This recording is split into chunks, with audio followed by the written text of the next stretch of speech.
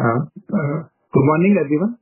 Welcome to the Q2 FY2026 earnings conference call of CanFin Homes Limited, hosted by Investec Capital. We will start with the management commentary, followed by a Q&A session. To discuss the financial performance of CanFin Homes and to address your queries, we have with us Mr. Suresh Iyer, MD and CEO, Mr. Vikram Saha, Deputy MD, Mr. Prakash, President, and Shri Abhishek Mishra, Chief Financial Officer of the company.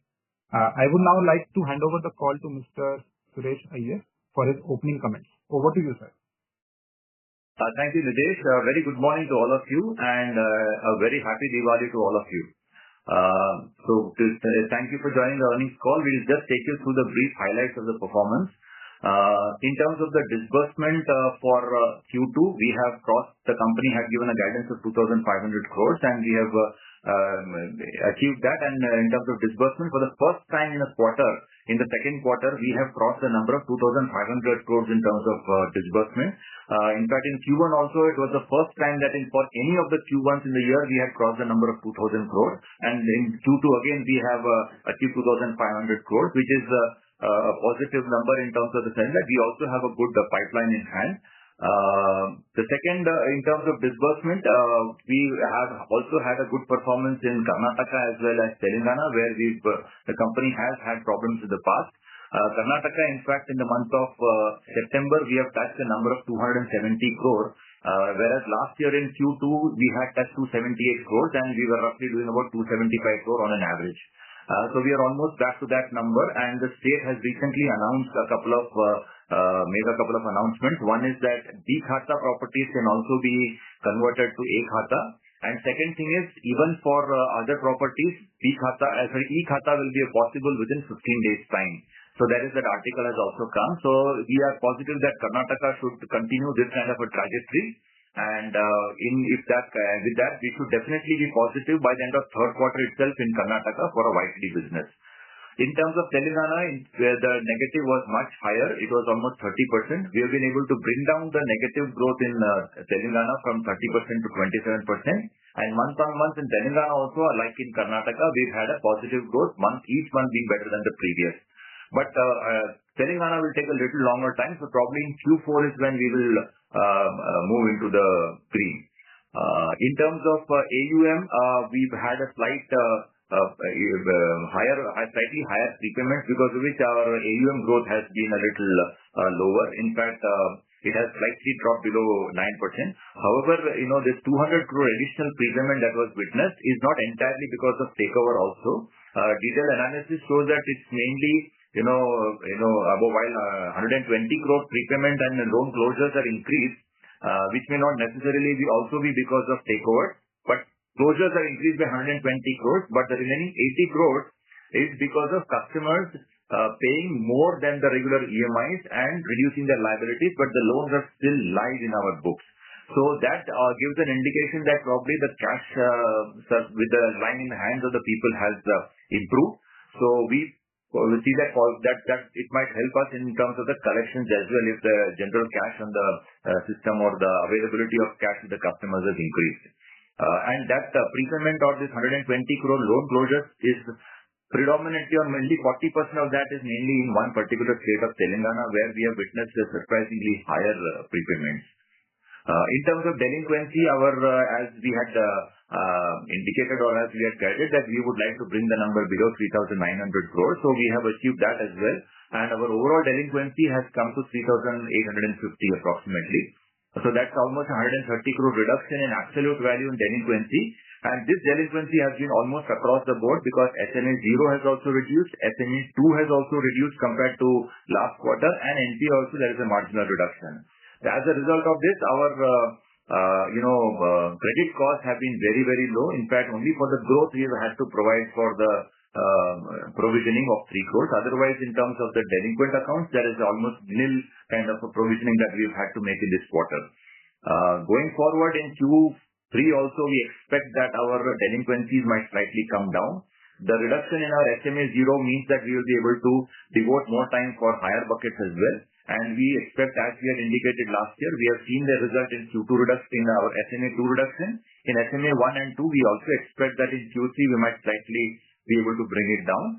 So we are targeting around 3,750 kind of, so almost another 100 crore reduction in SMA in Q3.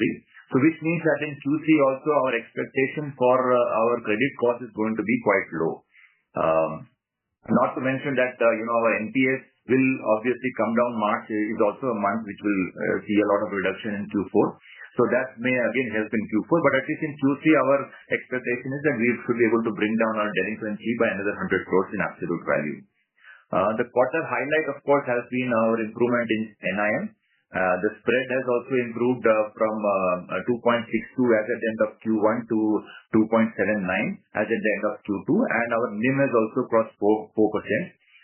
Mainly this has been driven by the fact that we have achieved the entire 100 basis points benefit in our repo rate cut in across all our bank borrowings. As at the end of the last quarter, that is Q1 earnings call, we had indicated that there is at least one large term loan where we are yet to receive the benefit, which we received in July and August. So that has also helped us. Going forward, we have received a NHB sanction, a refinance sanction of 1,500 crores. And the indicative rate that we see, that we have been informed, is approximately 6.8% for that on a blended rate, including the affordable housing and regular refinance. So that means we will get some rate advantage because of this refinance borrowing also in Q3. And not to mention that effective July, NHB has also announced their PLR rate cut of 30 basis points. All our variable rates, which is approximately around 3,000 crores of NHB refinance in the regular category, is on variable or floating rates. So over the next 2 quarters, this 30 basis points will also be experienced in our books. However, in the current quarter, we had almost 8% of our loans moving from annual reset to quarterly reset.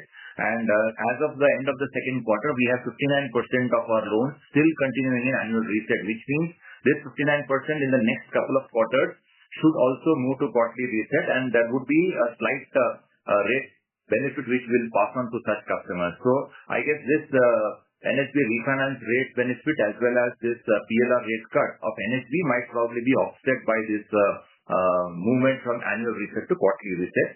But we at least feel that we can safely move to a guidance of 2.75 for spread and 3.75 for NIM.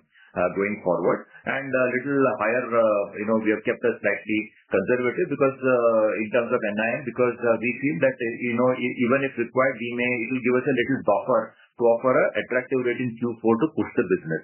So keeping that in mind, I think we would still like to keep it at 3.75 for NIM and 2.75 for spread.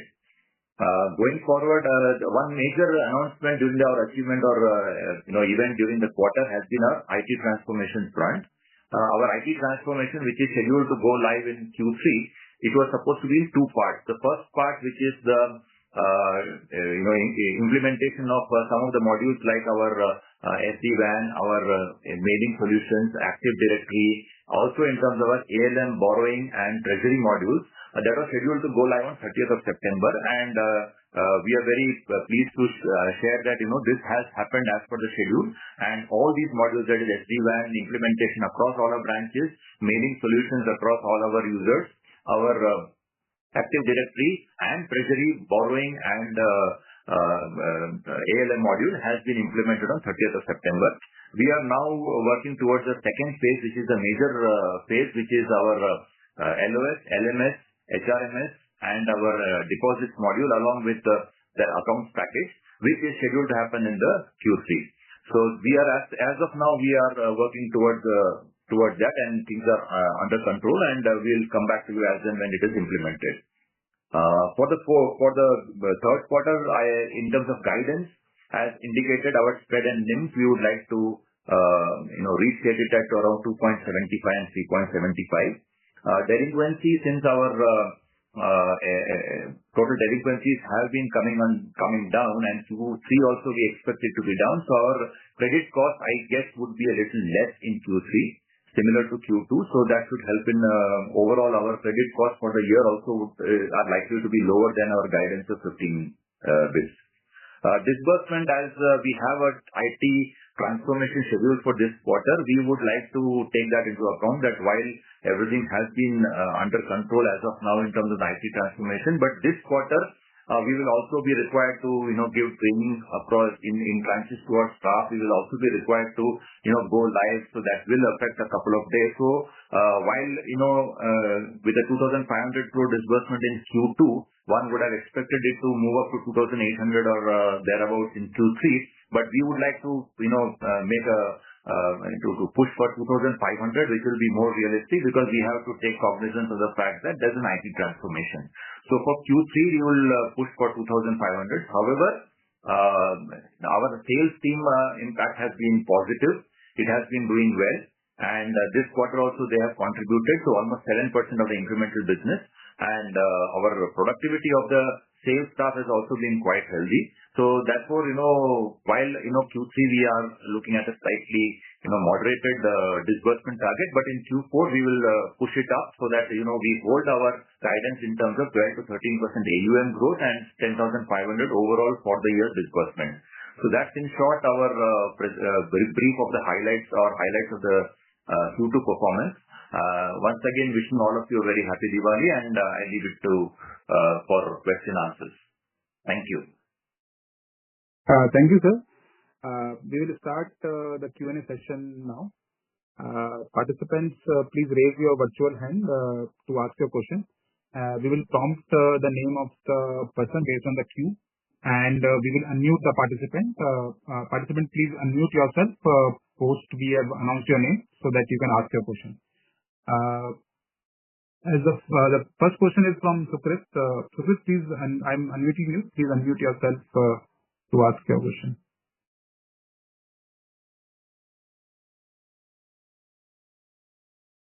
Sukrit, you can unmute yourself and ask your question.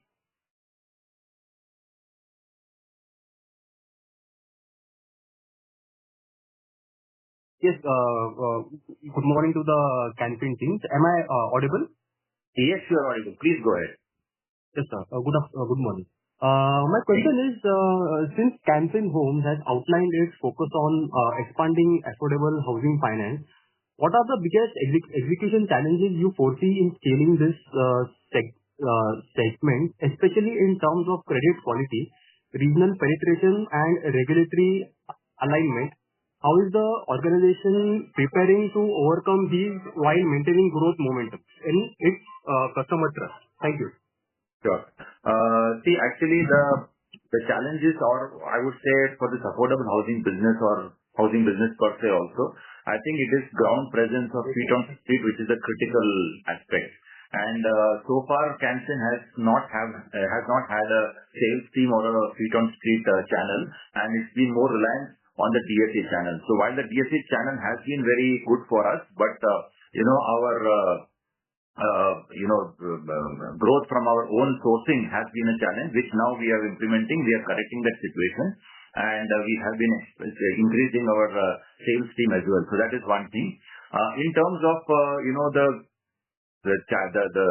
overall housing industry as per se, if you were to look at it, I think geographical expansion or presence is definitely one factor which pushes the growth. 3 to 4% growth comes from increase in our branch network, which we have also been doing this year. In fact, in H1 itself, we have opened 14 branches, and last year in Q4, practically we opened another 15. So in the last 6 to 9 months, we have actually opened 29 branches, which will also help us in giving this growth. So presence on the ground, both in terms of branch network as well as in terms of feet on street, is one challenge which has to be there.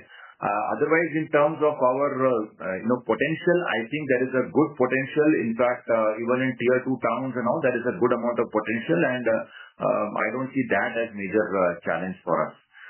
But I think these are the only things that I believe. In the pure affordable segment, if you look at it, that is in the below 15 lakh segment, then there would be, it is a different, slightly different ball game. Supply there becomes a major component, and supply we have observed is something which is purely determined by the kind of government incentives which come.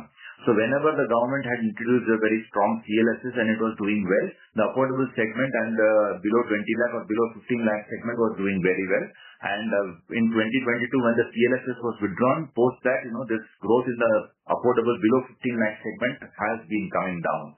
So I think that is, if you look at the below 15 lakh, and for above 15 lakh and the regular segment or the average 2 BHK kind of a segment, I think there it is purely the geographical presence and feet on street. Thank you. And my final and last question is around margins. Now, with the rising cost of funds and competitive pressure in the retail lending, how are you planning to protect the margins, especially in terms of liability mix, branch productivity, and operating cost control?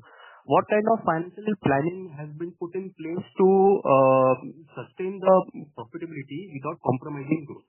Yes, sir. Thank you.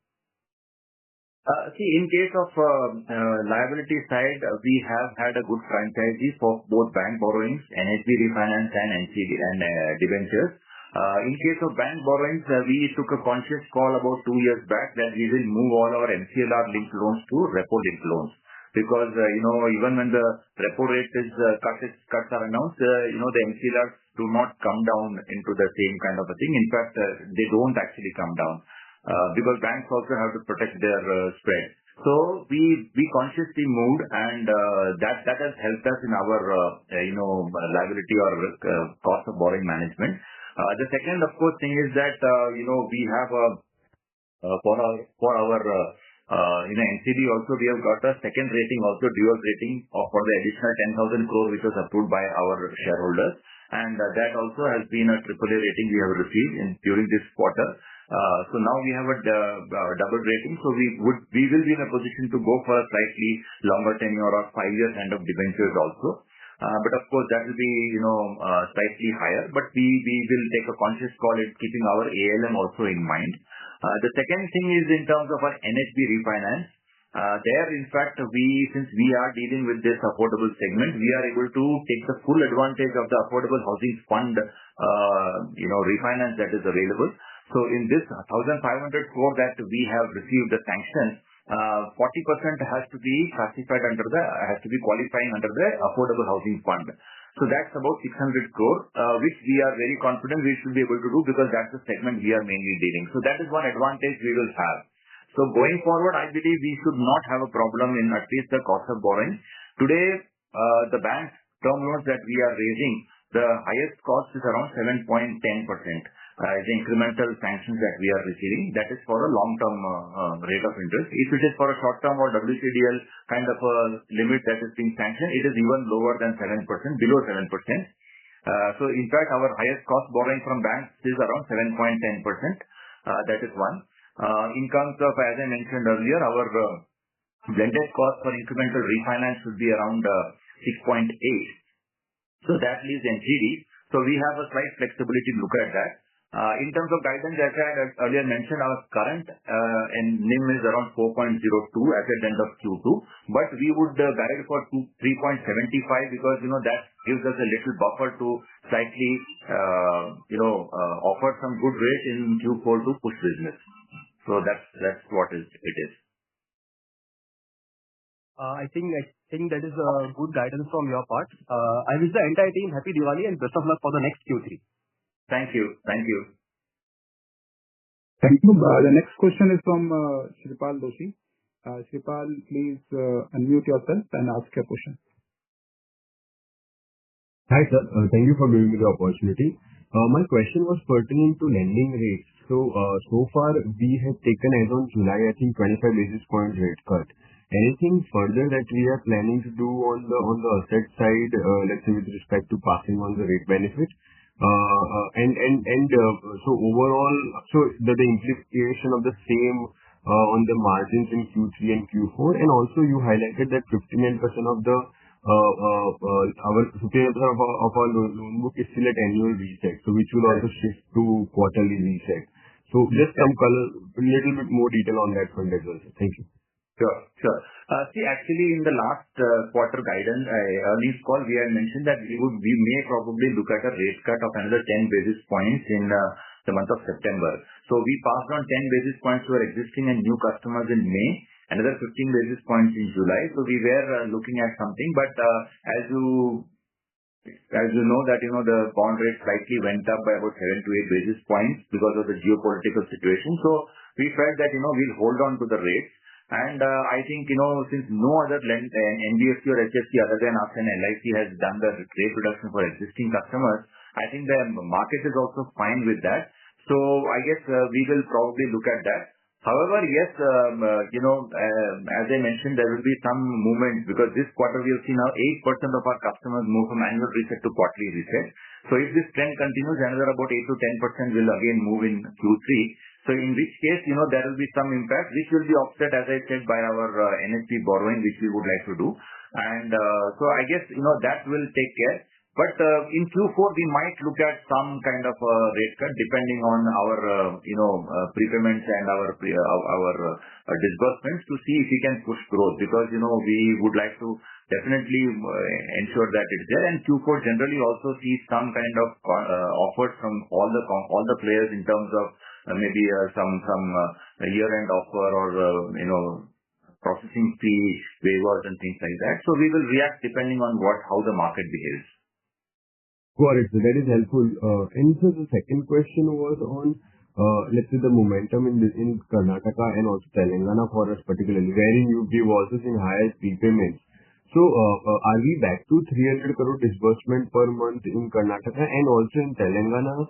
How do you see things shaping up incrementally with respect to getting back to 140, 150 crore disbursement per month? Or we will try to compensate the loss here by growing in some other northern states? Just some thought process on this. Sure. See, in case of Karnataka, 300 crore now is definitely possible in a kind of a monthly disbursement. That is what we will be aiming for, if not now, at least by Q4. Because this month, and that is in the month of September, we have touched 270 crores for Karnataka disbursement alone. And last year in Q2, we had done an average of about 275 and we had touched 278 crores. So therefore, we are almost back to that kind of a number now. And with the two announcements that I just shared, we feel that, the registrations will also happen faster. And in this quarter, with this kind of a 270 crore to 80 crore kind of a disbursement also, we will easily be able to not only, move back to the green, but we should be able to do a 3 to 4% YTD growth in Karnataka by the end of third quarter itself. Because last year in Q3 was badly hit because of we were almost doing 150, 160 crore only average disbursement in Karnataka because of the e-Khata. So if we are able to do 270, 280 crore average disbursement per month in Karnataka, it will be a big, support for us and we should be able to do that. Karnataka definitely is looking positive. Again, the announcements have come and let's see how soon the government is able to implement it and we should be able to do that. Telangana also, in fact, in this month in September, we were able to cross 100 crore for the month of Telangana. But Telangana, I would still feel that 140 is not a number we would want to touch. We'll be happy with 120, 125 crores. Because that is a state where our delinquencies are also, as I had mentioned, slightly moved up. So we would like to focus on that as well. And Telangana.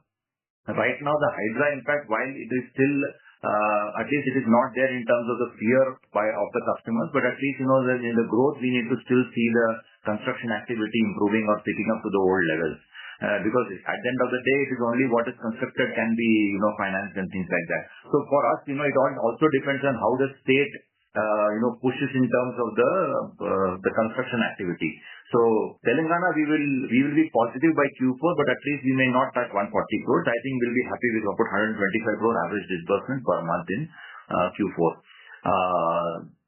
As far as the other zones are concerned, we have a good growth coming across all our other zones. Our north and east zone continue to be doing around 30% kind of a growth it is there. And Tamil Nadu and West zones are also now doing 25% growth. In fact, West zone this quarter has had a good growth, and that has helped them in fact pushing it up also in the 25% bracket kind of thing. Because last quarter we had it was around 18 to 20% was the growth in West zone, which now has picked up to around 25%. Got it. This is very helpful. So just one last question. On the liability side, are we looking at any foreign borrowing, platform or avenue on the liability side, or we are very well, let's say, equipped with the domestic platforms that we have? See, if you are talking about ECBs, we are as of the moment not looking at ECBs. However, I think there is a good scope, and we have been talking to a couple of foreign banks who are interested in green funding. So obviously for that we need to identify portfolio and be able to show them the the actual funding that we are doing for green housing and all, which we have actually started, because we need to also have some sizable amount of data to show in terms of our green lending. So that we have been for the last 1 year capturing in our books in terms of what is in our valuation reports and all, as to what are the green funding avenue actions that the customers are doing in terms of rooftop solar or rainwater harvesting or LED lighting and all those kind of things we are capturing. So we'll be talking to them and see how if we can explore some kind of green funding for from foreign banks. That is something which we'll probably look at, but not in terms of ECB, at least not at the moment. Got it, sir. Got it. That is very helpful, sir. Thank you. Thank you. And happy Diwali to the entire family. A very happy Diwali, Shiva. Thank you. Thank you. The next question is from Suraj Das. Suraj, I'm unmuting you. Please unmute yourself to ask your question. Hello. Hi. Thanks for the opportunity and wish you happy Diwali, sir. I think few questions have already been answered, but just again, coming back to this Karnataka, sir, if you can give the absolute amount Karnataka disbursement this quarter versus last quarter or YY. See, Karnataka, this quarter I'll give you the number. I think as I said, we have done every month we have done more than 250. So I think the average would be somewhere around 260 crores for this quarter in Karnataka. And in September we touched 270. So month on month I'll probably be able to, I'll give you separately on a month on month, but I guess it will be around 260 because we started with 250 in July and then moved up. So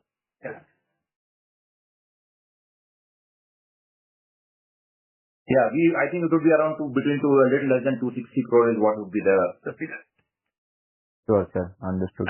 And sir, in terms of BT out or BT in, have you seen any change in the trend there? See, not as much in other states, but Telangana, as I mentioned, we have got 120 crores. So see, BT, we have been capturing the data of prepayment, whether it's a part prepayment or full prepayment.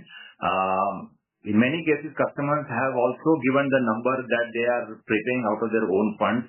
But still, wherever there's a loan closure, we at least from this side have considered it as a prepayment or a BT out. So totally our loan closures have increased by 120 crore in this quarter, while our total prepayments have increased by 200 crores.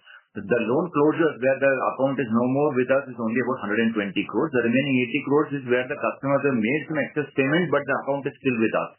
So this 120 crore is spread out, but mainly out of that 120 crores, almost 40% is in one single state of Telangana. And we believe that, we had taken a tough stand with, some of our DSAs in Telangana, and we had deactivated a lot of them post the fraud we experienced in 23-24, and that is the effect where the DSAs are moving out the book to some other players, because now some other players have also become active in Telangana, which was not the case last year because of the Hydra issue. So I guess now they are having an option to move it to other lenders, and I believe that is what has happened mainly in our case, where in Telangana we have had the BT out much higher. Other states also we have seen some BT out, but it is only about 8 crores, 10 crores, 14 crores, something like that. So it's not a major thing in any particular state except in the case of Telangana. And 80 crores, as I said, the increase is mainly where the loan accounts are still with us. Now this is a slightly I would like to read it as, there is cash or the surplus in the hands of the customers is now on the higher side, because we have also seen an increase in our deposit portfolio in spite of us cutting rates on 1st of July. So in spite of us dropping our deposit rates, our deposit, although by a small number, has also picked up. So that shows that, the cash in the hands of the customers probably is increasing, or the surplus funds or cash flow is improving. So I think that is, can be looked at both ways. That should help us in our collections also, but to some extent that would have an impact on our delinquency. This quarter we are looking at, a little more, slicing and dicing of our portfolio to see how we can retain the book, whether we can move some of our customers from who are making a prepayment to rather move to a deposit and save their capital and things like that. So we are looking at all those measures. We will be putting some more effort in retaining the book. But yes, it has slightly increased across the board, but mainly in the state of Telangana. Sure, sir. Thanks for the elaborate answer. And sir, on the margin, I think next couple of quarters you give guidance on margin, but how do you see FY27 margins? How much further, let us say, rate cut you want to pass on the asset side, and probably on the liability side, how much benefit you might see? So how do you see FY27 margins going ahead? Frankly speaking, the kind of, this geopolitical things that are happening, there has been a little bit of volatility. So we have actually not passed on this thing. But if, keeping in mind that, inflation has been so low and if the repo rate cuts do come, then in that case, yes, we will pass on to our customers at that point in time. And so another 10 basis points or something we can definitely look at if the next rate cut happens. But as of now, what we see is that in Q4, liquidity pressure will also result in slightly the borrowing costs going up. So we don't want to, act in haste and do some this thing which will affect our spread in Q4. Sure. But can you see margins moving north of 375 basis point going into FY27? I believe we have already received the entire benefit of the repo rate cut in all our bank borrowings. So going forward, further reduction in our cost of borrowing, barring for our NHB borrowing, is not much. There's not much scope left. So, and yield, obviously we'll have to see that we are competitive in the market. So I don't think there's a possibility much to further increase our NIMs and spreads. Sure. And the last question on the OPEX side, obviously I think we have been investing in the franchisee a lot for the next leg of growth. And if I look at OPEX as a percentage of AUM or assets for the last couple of years, it is slightly inching up only. How do you see OPEX to AUM or OPEX to asset, whatever metrics you look at, going ahead, given that further you are trying to increase the in-house sourcing via marketing, digital and all of that? Sure. In case of OPEX, we have invested in two things. One, of course, in our own sales team. The second is in terms of our IT. Okay. The IT is going to result in an additional cost, net cost increase of about 40 crores from next year onwards. So next year, at least our cost to income ratio we expect should be around 19.5 or 19 to 19.5 is what it will be next year. Because current year, whatever spending we are doing is getting capitalized because it is still in the implementation phase. So that is one thing. In terms of our sales team, of course, we are investing in our sales team. We are investing in a branch expansion as well. But I think that is not something which is going to be major impact. And having said that, from next year at least, once our IT is implemented, we should see some good, reduction in our, productivity, and we may be able to release some staff. So the staff increase in staff strength because of this may probably be, we may be able to move within our teams to sales rather than, having to recruit from the market, because we'll see some improvement in our efficiency and productivity because of the IT implementation. Sure, sir. Understood. Thanks so much. Thank you. Thank you. The next question is from Prithviraj Patil. Prithviraj, please unmute yourself. Yeah, hi. So I have a question on the DA or the co-lending arrangements that we have. So we were going to incorporate a policy in 3Q. That is what I had heard from the previous Concall. So if there's any update on that, that's the first question.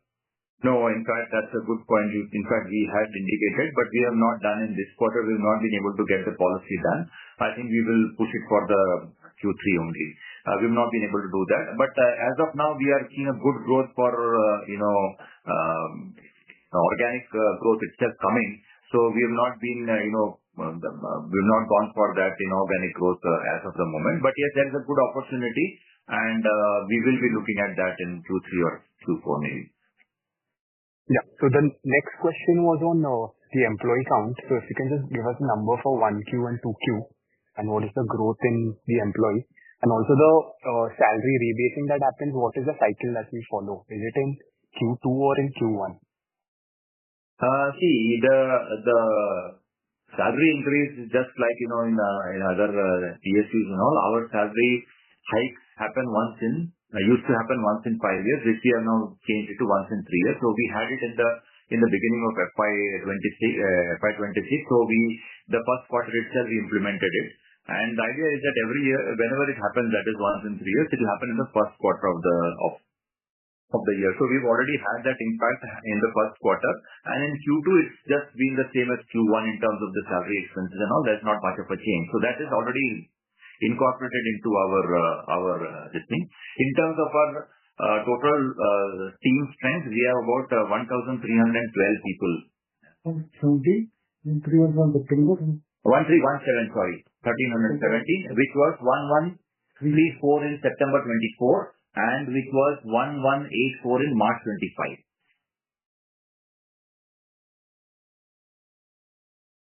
Yeah, got it. And the last question is, if you can just elaborate on the roadmap that you have shared with us, the roadmap 2028, if there's any points, any AUM target that you have as such for March 2028.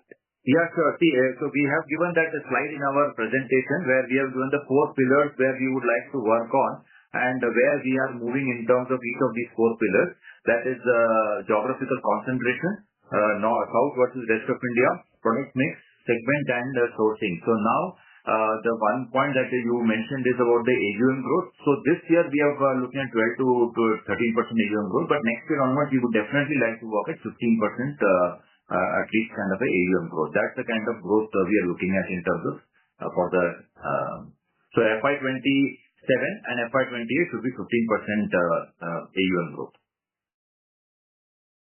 Got it. Thank you. Thank you. Thank you. The next question is from Kushan Park. Kushan, I have unmuted yourself. You please unmute yourself and ask your question.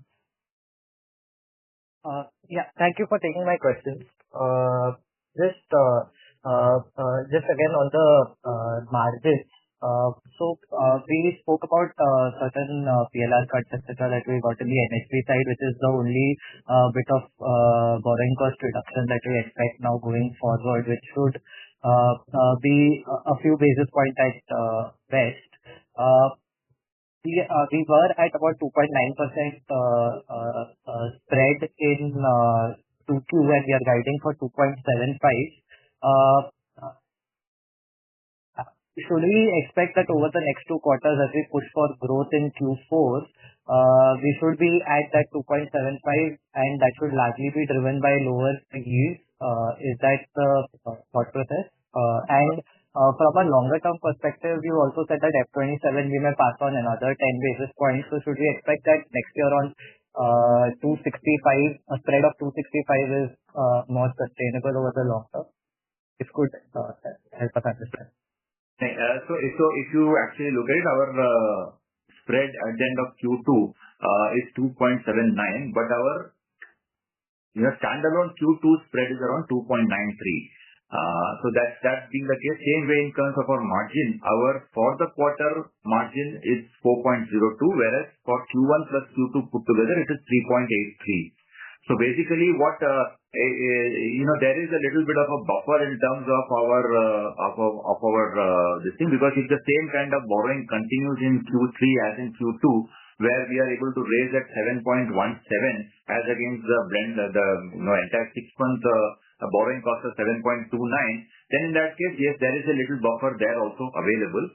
But as I mentioned that, this 2.75 and 3.75 that we have guided is more as keeping a little buffer that in case we have to offer something, then we will want to react and we would want to offer it so that we can also achieve some bit of a growth. So that's basically the kind of thing.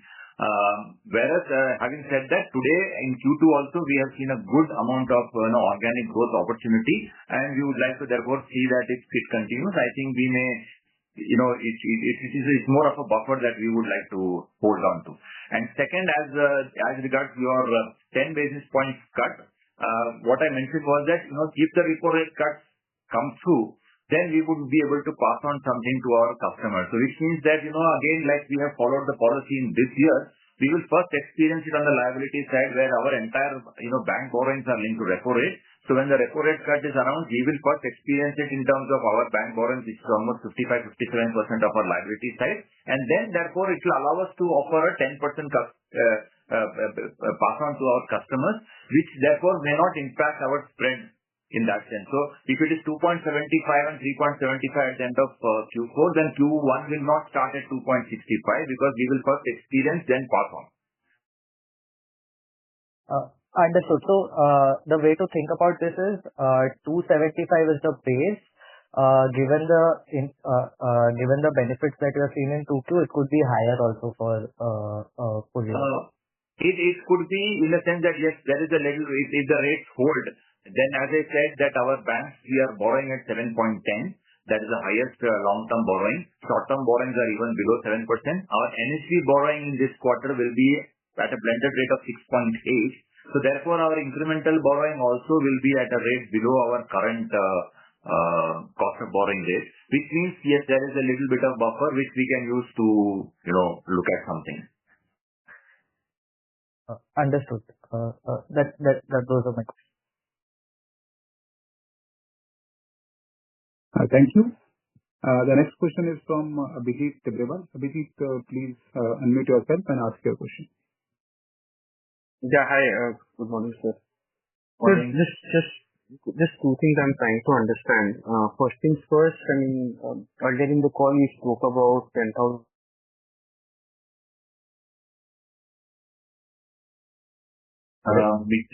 Sorry, we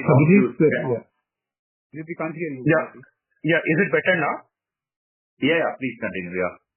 So, sir, I was asking earlier in the call you shared that we are guiding for 10,500 crores of disbursements in FY26, right? Is that understanding right? And 12 to 13% growth. That is correct. See, Q3 we are still guiding for 2,500 crores given the IT transformation. I mean, what numbers are we thinking for FY26? That has to be substantially higher than 3,000 crores, right? That is correct.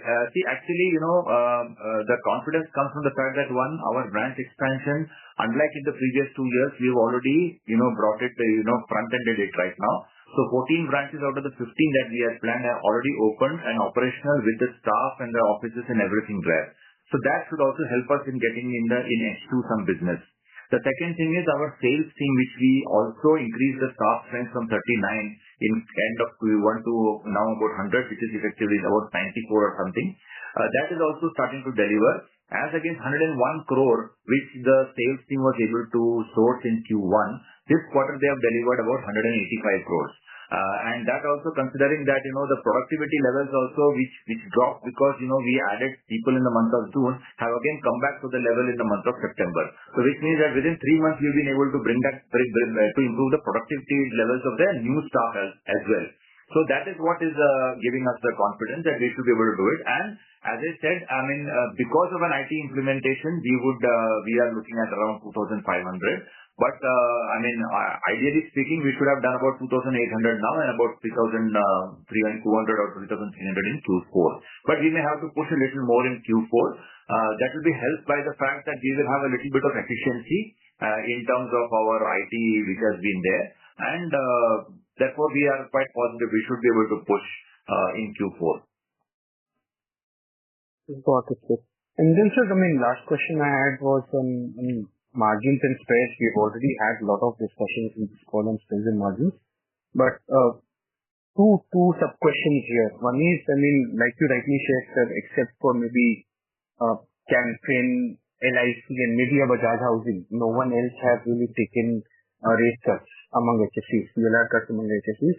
So suffice to say that there is not too much of irrational competition which is there among HFCs at least, right? And the other thing is, there is no, real pressure from RBI either, right, to pass on rate cuts. That is one. And the other thing is, like you acknowledged, except for NHB, where we will see some benefit in the coming quarters. So I wanted to understand customers who are on annual resets. Until now, and please correct me if I'm wrong, but my understanding was customers who are on annual resets, right? They are on rolling basis, not that everyone gets reset at the same time. Depending on when they have taken that loan, they will have a reset, right? So what proportion of customers, right, have already seen some resets? You said, right, a little less than 60% are on annual resets now. But even those annual reset customers would have seen their rates being reset, is what I'm trying to ask. So if you could help us understand out of the total book, right, what proportion of customers have already seen some resets, right? Sure. And to that extent, right, whenever the full set of customers see at least one cycle of resets, right, suffice to say that going forward, like you said, in addition to some of the buffer that you are keeping for yourself to push growth in 4Q, from here the margins compress, right, for the next few quarters, margins and spreads compress for the next few quarters, because of these customers who will also see resets, who are currently on annual resets. Sure. So firstly, what you mentioned about this rate cut, whether there is irrational pricing.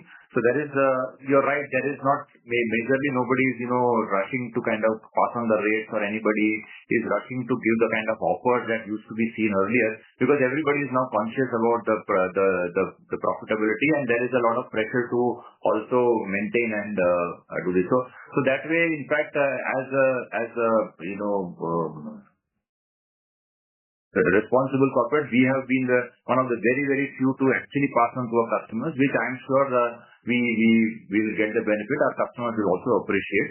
As regards the second, yes, there is not a kind of a pressure from RBI, but there is a general feeling that people should do it. So all the PSU banks have done it, LIC has done it, so have we have done it, and LIC Housing has done it. But in case when it comes to NBFCs and HFCs who are not directly coming under the RBI or anything like that, there in fact, yes, definitely, the RBI is not kind of putting so much pressure for any rate cut. And as I have mentioned, I think I have been mentioning again and again that the RBI has taken a view that since the prepayment penalty has been removed, and customers can move from one lender to another lender without any cost implication. Therefore, whether you pass on or not, customers will take a conscious call and will move. And to that extent, the RBI has also brought in the key fact statement, which has to be sent every quarter. The updated, quarterly statement and everything has to be done. So basically, the transparency and is being increased, and everybody is following that guideline, and because of which now the customers are more aware, and they are in a position to take a decision, and they are free to move without any prepayment penalty. So I guess the RBI should be, at least the objective, if not entirely met, is at least met in the sense that customers have the flexibility now. So that is not so much of a problem. The third, as regards, the annual reset. This quarter, we had as at the beginning of the year, we had 72% customers who were at annual reset. In the first quarter, it moved down to 67%. Which means that only about 5% customers moved from annual to quarterly, and whoever moved from annual to quarterly got the entire benefit of the lower rate. Same way in this quarter, from 67 it has come down to 59. So about 8% customers have moved into it. Now, the remaining 59% who are there, they also, as you rightly said, move in a month-on-month basis. So it's not that the entire set will move in one single month. So if the disbursement was done in the month of April, then the next April their reset will happen. Those who have taken in the month of August, it will happen in the next August, and so on. So right now, from July as we speak, already, one quarter or one-fourth of the customers have already seen the reduction in their rate, even in the annual reset category. And therefore, going forward, whatever the 59% or the 3/4 of the customers are left, they will also do on a divided basis. So it's not that entire pressure is going to come in one particular month. Plus this, whatever pass on we have to do to our customers will be offset by the reduction in our NHB PLR and in our lower cost borrowing that we will do in this quarter, because our maximum rate at which we are borrowing from banks is 7.10 and NHB refinance will come at 6.8, which is lower than the 7.29 cost of borrowing that we have reported for end of Q2. But so basically the takeaway is, like we said earlier, and I'm just reiterating that, spreads and margins can largely be maintained at these levels, given that your incremental cost of borrowings will also be lower than your portfolio. Correct. So unless we go for a rate cut to our customers, which is presently not called for, or which is not actually being in demand by the customers, or else if some sudden spike or some situation happens where the borrowing costs go up. Other than that, today we don't see, as of the moment, it appears to be a very comfortable sense that we will be able to hold on to this spread. Got it, sir. That is all from my side, and thank you so much for patiently answering my questions, and I wish you and your team a very happy Diwali. Thank you, Abhijit, and wish you also a happy Diwali. Thank you so much. Thank you. The next question is from Shreyans Gathani. Please unmute yourself to ask your question.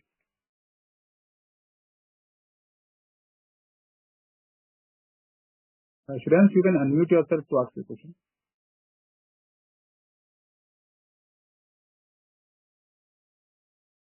Hello. Yes, Shreyans, we can hear you. Hi, I just had a couple of questions. So the first one was on the strategic roadmap. So I see that one of the biggest changes that we'll be seeing is going from the salaried professional mix going lower to self-employed. So how do you see this, in terms of the credit quality that we have currently versus what you would foresee, in the future?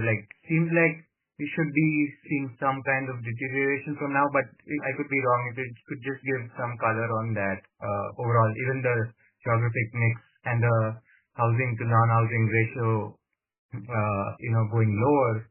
So if you could give some color on how do you see credit quality? Actually, two things here in terms of our SENP. One, this reduction in our NPA that we have seen in this quarter has entirely been in our SENP book. That is, in fact, our salaried book, our gross NPA in our salaried portfolio is around 0.68%, whereas in case of our NPA, in our SENP is higher than 1%. That's why our blended it is 0.94. But in this quarter, whatever that 378 crore has come down to 372 crore, the reduction has been in the SENP category NPA in absolute value. So that is one thing which indicates that which actually all supports the fact that general cash flow in the market seems to be slightly improving, because one, the SENP repayment has started coming, the prepayment or the excess payment made by the customers is also slightly increased, plus our deposit base has gone up. So that is slightly an indication of that. That is point number one. And second point is that we have an internal credit scoring methodology. So basically, it is not that we only look at the category, and though we are charging 0.5% higher, but we do have our CIBIL score and all other parameters that we look at. Today, if I have to give you the figure, our in terms of our CIBIL score category, we have almost 86% of our customers who are having a CIBIL score of more than 700. This is both in case of salaried and self-employed. This is the kind of trend. So kind of reflects that the quality of the customers that we are onboarding is also fairly good. So I would believe that it should not reflect so much in terms of delinquency. Although traditionally it has always been that SENP NPAs have been a little higher than salaried segment NPAs.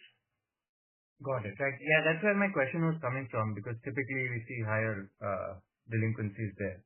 All right. Okay. The second question is actually around the short-term IT transformation that you had. So I'm trying to understand what kind of retraining is needed that we would see a reduction, because most of our sales comes from DSAs. So do they need to be retrained, or I'm trying to understand the reduction in the guidance for this quarter. If you could give some details on that.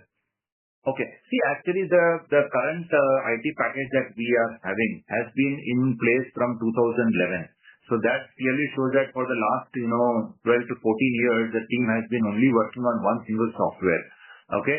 And therefore, a lot of changes are expected in terms of not only the UI UX, but also in terms of the process flow, the methodology of impact of doing any of the transactions that our staff have been doing.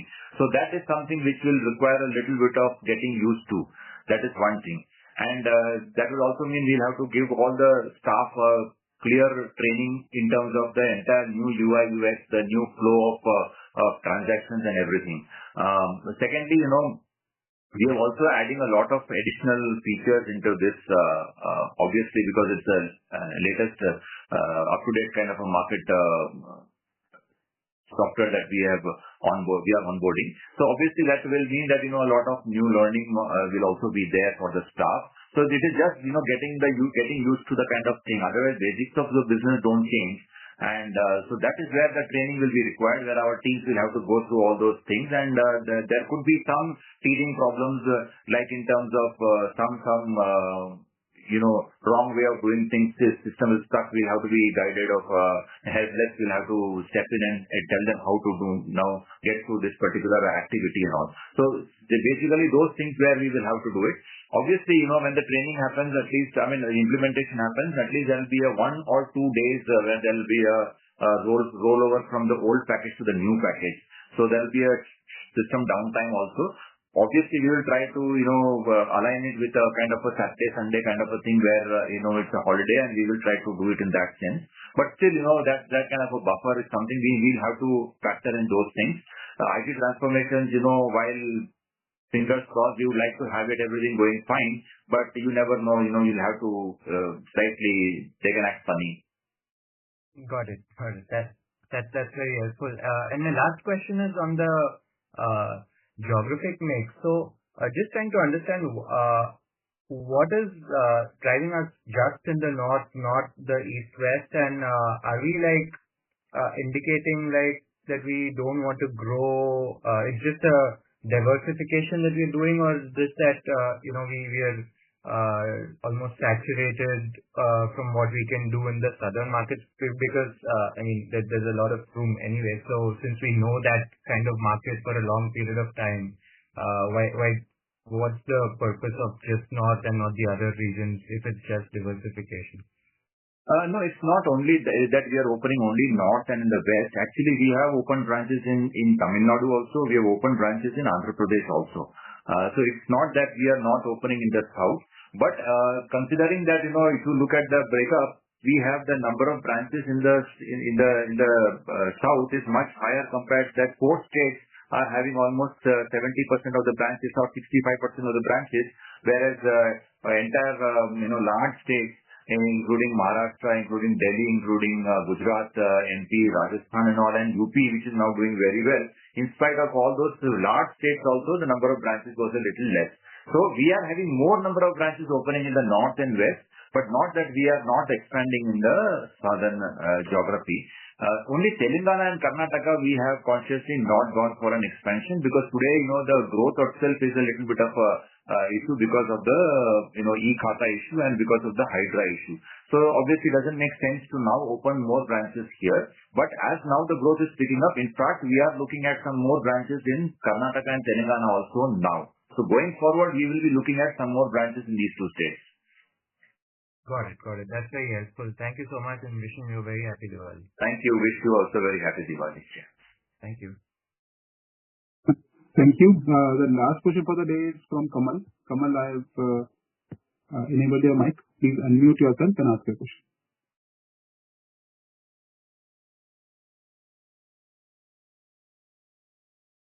Hello. Hi. Thank you, sir, for the opportunity. While most of my questions have been answered, just a couple of questions. Firstly, what is our incremental lending rate to the customers? And going forward, what is the strategy while we give loans to our customers? We make them be at quarterly reset, or is it annual reset, or do they have some option of opting, where do we want to reset our rate of interest? Sure. See, in case of the incremental lending rate, I suppose you finished your question, right? Yeah. Yeah, fine. Yes, sir.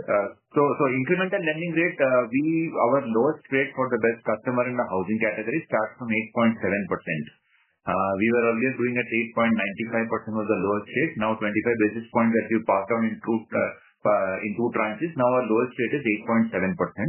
And our rating is that obviously for when it comes from housing to a non-housing, there's a slight extra rate of interest is slightly higher. If it's again from a salary to a self-employed, there's a slight higher rate we are doing it. And third, again, if it's a product difference which is LAP or top up, then again there's a slight higher. So depending on the combination of this, we do it. So 8.7 is the lowest, and I guess the highest would be around 11.5. Although we do have a rate card of 12.5, but looking to the profile of the customers, I think all of them fall below 11.5.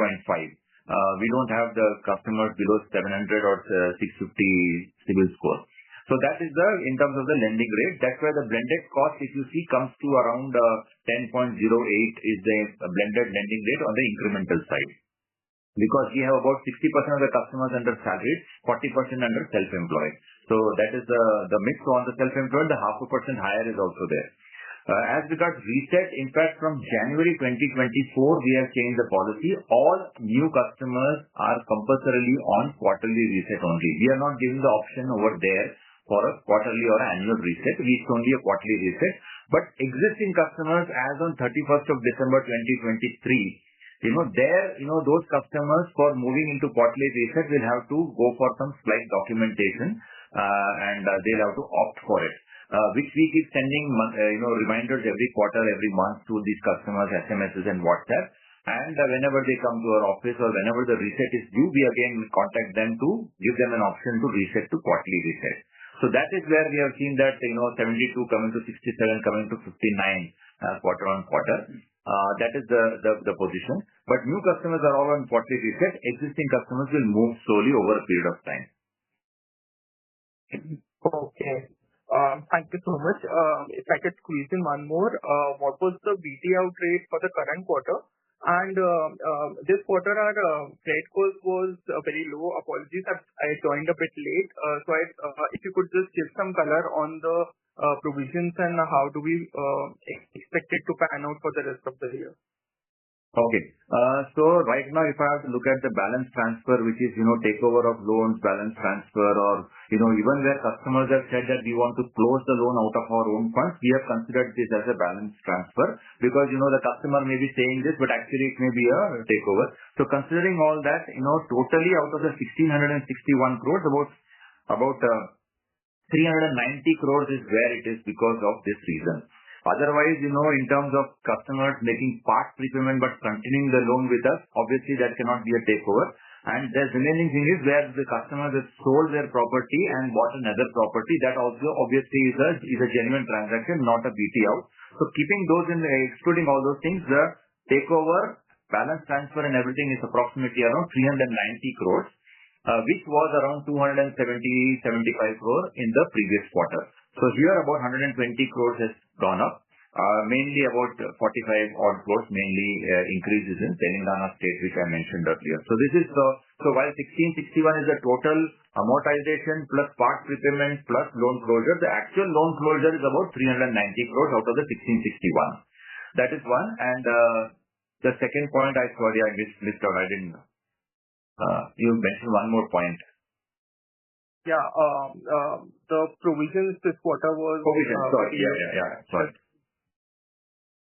Yeah. So in terms of provisioning, as I said, we have had a reduction in our total delinquency across the board. In terms of SMA 0 has also come down in Q2 over Q1. SMA 2 has also come down in Q2 over Q1. And NPA has also reduced by around 6 odd crores in Q2 over Q1. So as a result of this, the incremental ECL provision for the delinquent portfolio has not been much. Only the 3 crore that has happened is mainly because our book has already grown by around 850-900 crores in the quarter. So obviously we have to have some provisioning for the growth part of it. So that is what it is. So if our delinquency further comes down across the boards in Q3 over Q2, which is what we are looking at. Then in that case, in Q3 also, the provisioning may not be a high number. It could be for growth that we will have to make a provision. Okay. Thank you so much for the answers. Thanks. Thank you all the participants. This concludes our Q&A session. I would now like to hand over the call to Mr. Suresh Iyer for his closing comments. Thank you. Yeah, thank you, Nidesh, and thank you to everyone for joining the earnings call of CanFin Homes for Q2 results. As explained, it has been a very interactive, and we have our CFO also here, Abhishek, or myself. We are there. So any further queries also you can get back to us. And otherwise, it's been a very interactive thing, and I hope we have been able to answer all your queries. Once again, I wish all of you and your families a very happy Diwali. Thank you. Thank you.